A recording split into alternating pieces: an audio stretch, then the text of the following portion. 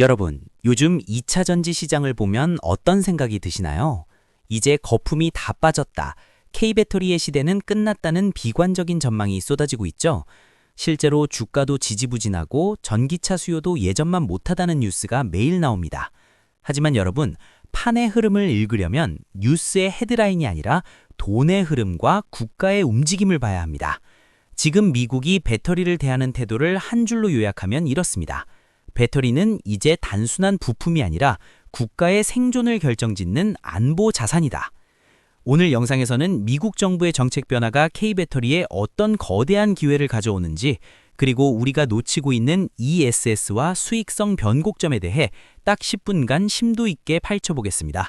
끝까지 시청하시면 지금의 혼란 속에서 진짜 승자가 누구인지 보이실 겁니다. 시장이 가장 싫어하는 게 뭔지 아십니까? 바로 불확실성입니다.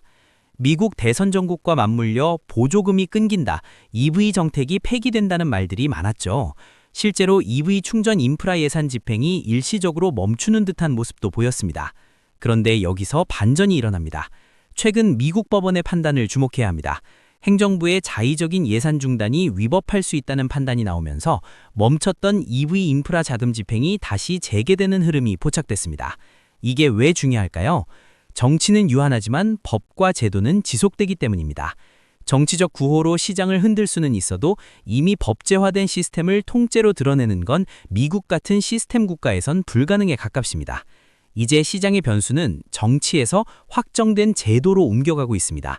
불확실성의 안개가 걷히고 있다는 신호죠. 자, 이제 오늘 영상의 가장 중요한 키워드, 프로젝트 볼트에 대해 이야기해보죠. 미국이 약 12억 달러, 우리 돈으로 약 16조 원이 넘는 거액을 들여 리튬, 코발트 같은 핵심 광물을 직접 비축하기 시작했습니다. 과거에 미국이 이렇게 대규모로 비축했던 게 뭐가 있었죠? 바로 석유입니다. 전략 비축유처럼 이제 배터리 광물을 전략 자산으로 관리하겠다는 겁니다. 왜 그럴까요? 배터리 공급망의 주도권을 중국에 내주는 순간 미국의 미래 산업 전체가 인질로 잡힐 수 있다는 공포 때문입니다. 이건 우리 K배터리 기업들에게 엄청난 호재입니다. 공급망 탈 중국은 이제 개별 기업의 숙제가 아니라 미국 정부가 돈을 써서 밀어주는 국가 프로젝트가 됐기 때문입니다.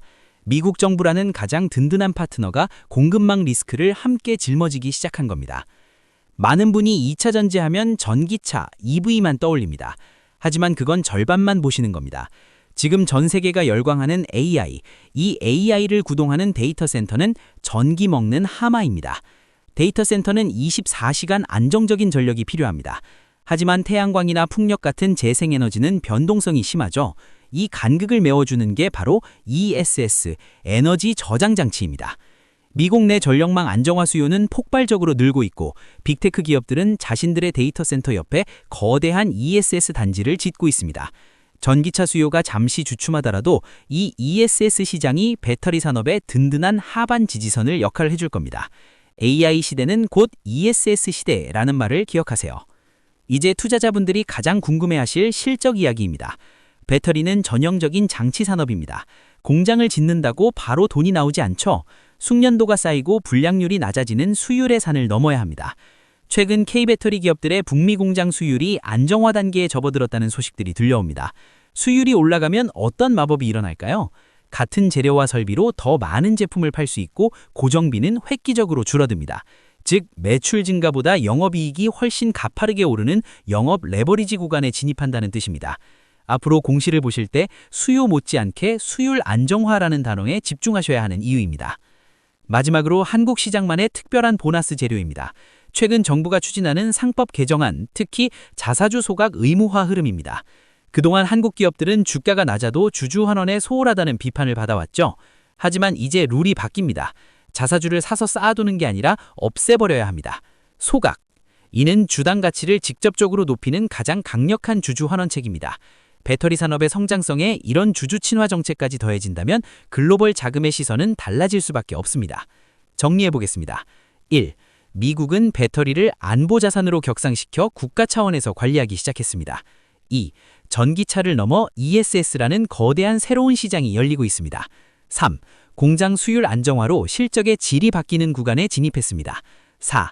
여기에 한국 시장의 제도적 변화가 더해져 재평가의 발판이 마련되고 있습니다.